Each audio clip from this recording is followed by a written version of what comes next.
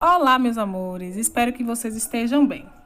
Hoje nós vamos para a nossa aula, que é de Ciências, Geografia e História.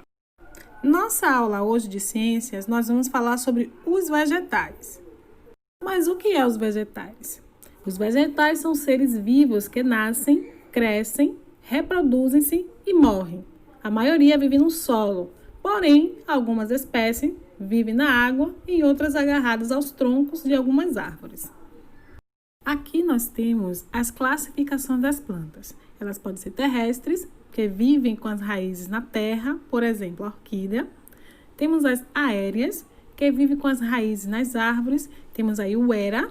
E temos aquáticas, que vivem com as raízes na água, por exemplo, o nenufar. Ele é uma planta aquática. A gente geralmente encontra ela nos rios e até mesmo em lagos. Mas você sabia?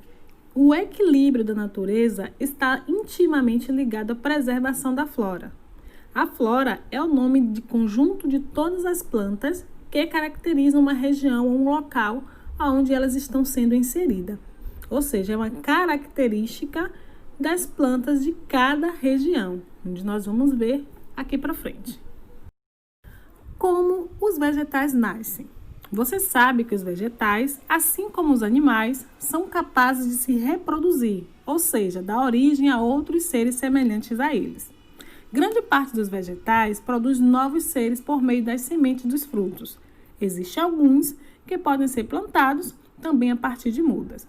Nós sabemos aqui que os vegetais nascem tanto que através das sementes que vêm dos frutos, como através de muda, como vocês estão vendo nesses vasinhos brancos, várias mudas de plantas. Então, ele pode nascer de duas formas, através das sementes e através das mudas. Agora, nós vamos ver como os vegetais se alimentam. Você já sabe que os vegetais fabricam seu próprio alimento. Para produzir alimentos, ou seja, a energia, as plantas precisam de, primeiro, a luz, que ela é absorvida pela clorofila, uma substância verde presente nas folhas. Alguns caules também têm a clorofila, então, através da luz do sol. Ela precisa de gás carbônico, que vem do ar. A raiz, ela retira a água e todos os nutrientes que tem do solo. Durante o processo de fabricação de alimento, ocorre a produção de oxigênio, que é eliminado para o ambiente. Nós sabemos que as plantas, elas fazem ao contrário. A gente primeiro respira o oxigênio e liberamos o gás carbônico. As plantas lá primeiro absorvem o gás carbônico e libera o oxigênio para a gente. Então, ela é importante, fundamental para a nossa existência. Vamos ver a importância dos vegetais em nossa vida. Os vegetais são muito importantes para o ambiente e para os seres vivos, em geral. Sem eles, o homem e outros animais não conseguiriam sobreviver. Como vimos anteriormente, no processo de produção do seu alimento, os vegetais liberam oxigênio para o ambiente. São eles que têm a clorofila, que garante a produção e a liberação do oxigênio que respiramos. Então, as vegetais, as plantas, ela é muito importante para a sobrevivência de nós, seres humanos. Vocês já se perguntaram para que servem as plantas?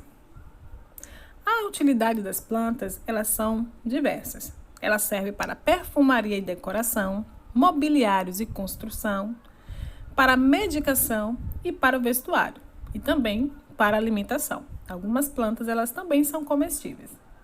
Os vegetais são essenciais para a nossa vida. Não conseguiríamos ar puro sem eles. Grande parte da nossa alimentação depende dos vegetais. Muitos medicamentos e também confecções de tecidos, por exemplo, o linho e o algodão. Temos também objetos para embelezar o ambiente, como praças e casas. Uso dos vegetais na indústria. Várias espécies de plantas nativas são exploradas intensamente pela indústria, levando muitas delas a comporem lista de espécies ameaçadas de extinção. Aqui nós temos 3 espécies que estão ameaçadas de extinção, que são a araucária, xaxim e o pinheiro do Paraná. Essas 3 espécies, dentre outras, estão ameaçadas de extinção. A gente nunca mais vê no nosso meio vegetal. Vimos o uso dos vegetais na indústria. Agora eu vou mostrar para vocês algumas utilidades das plantas. Nós temos aí o jacarandá, que é muito usado para a fabricação de móveis, a peroba, que também é usada para a fabricação de móveis, seringueira, usado para a fabricação de borracha, e o algodão, que é usado para a produção de tecidos. Então, essas são algumas utilidades das plantas para o nosso consumo, também no nosso dia a dia. Temos aqui algumas consequências da ação do homem.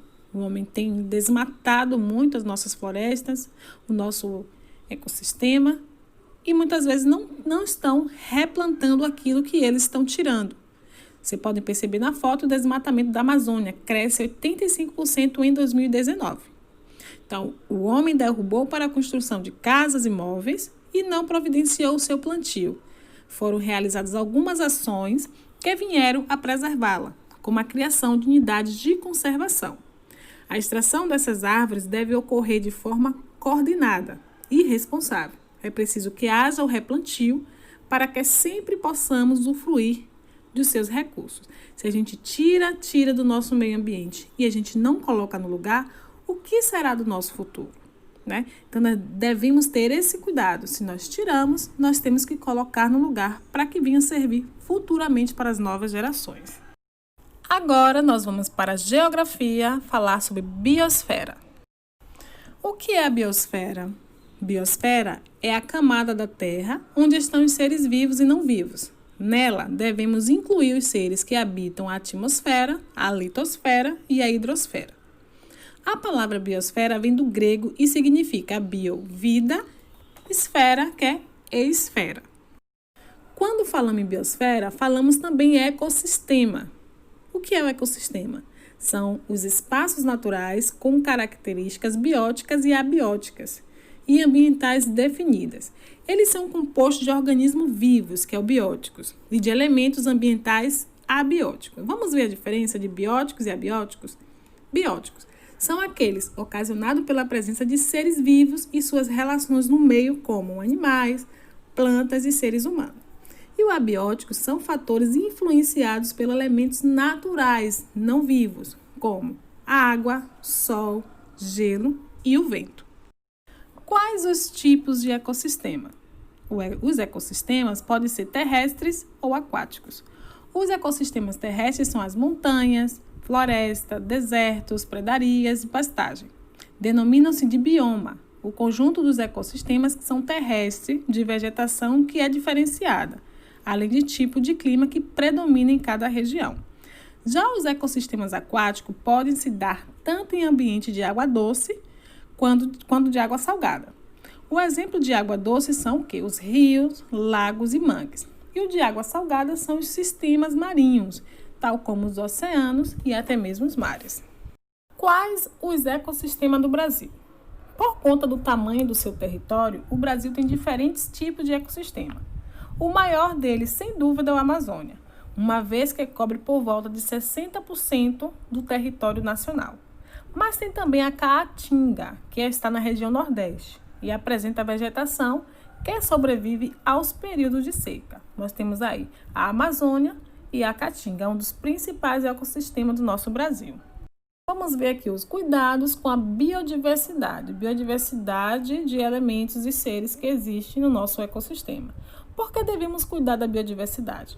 Porque o turismo ecológico é importante para a geração de empregos e renda. Temos fontes de matérias-primas que utiliza para fazer medicamento, como corantes, alimentos, resinas e outras. Reservas genéticas, temos reservas de tipos de vegetações e animais que estão, no caso, ameaçados de extinção. É importante fazer essa reserva genética e evitar perdas da fauna e também da flora. Leis que protegem o meio ambiente. Temos a Lei 9.605, que foi criada em 1998. Essa lei reordena a legislação ambiental quanto às infrações e punições, concede à sociedade, aos órgãos ambientais e ao Ministério Público o mecanismo para punir os infratores do meio ambiente. Destaca-se, por exemplo, a possibilidade de penalização das pessoas jurídicas no caso de ocorrência de crimes ambientais. Por exemplo, pesca com bomba, você fazer extravio de animais silvestres e dentre outros. A Lei 9.985 foi criada em 2000 e institui o Sistema Nacional de Unidade de Conservação da Natureza.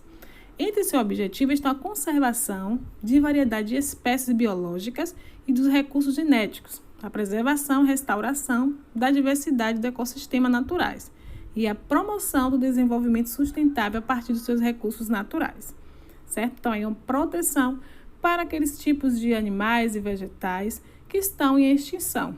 Nós temos aí a Lei 9.985, criada em 2000. Saiba mais. Você conhece a biopirataria? Podemos definir biopirataria como desvio ilegal das riquezas naturais, da flora, águas e fauna. Esse tipo de prática desrespeita a soberania territorial do país, de onde os recursos biológicos são extraídos sem nenhum tipo de autorização. Embora todos os anos muitas espécies contrabandeadas sejam recuperadas, diversas sequer sobrevivem às condições adversas a que são expostas.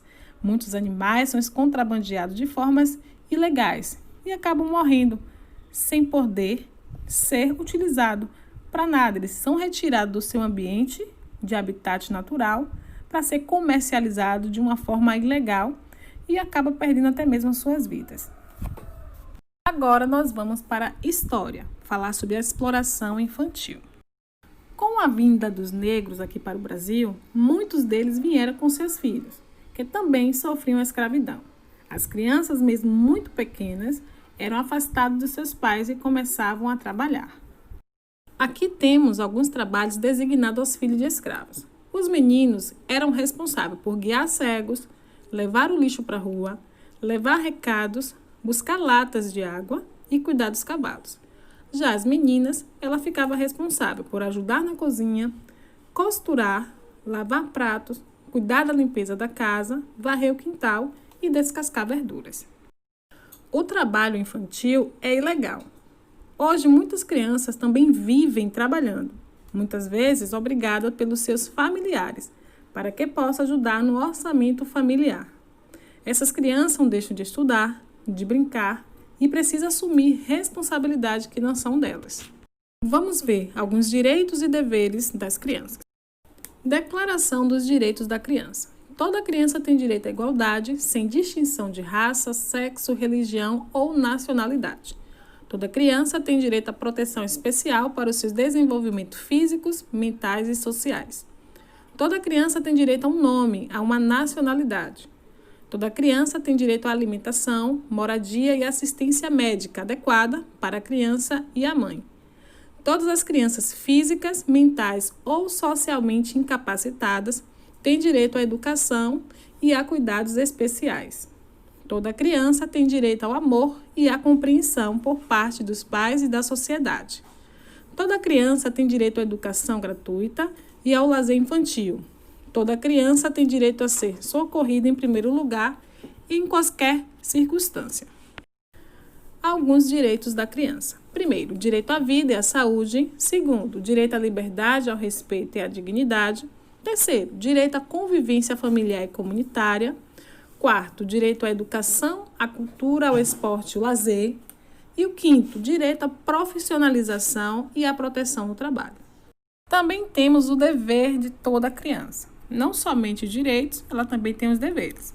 Não falar palavrão, dormir na hora certa, não fazer birra, malcriações, escovar os dentes, tratar bem os animais, cuidar dos materiais escolares, tomar banho todos os dias, não brigar com os amigos e principalmente respeitar os mais velhos.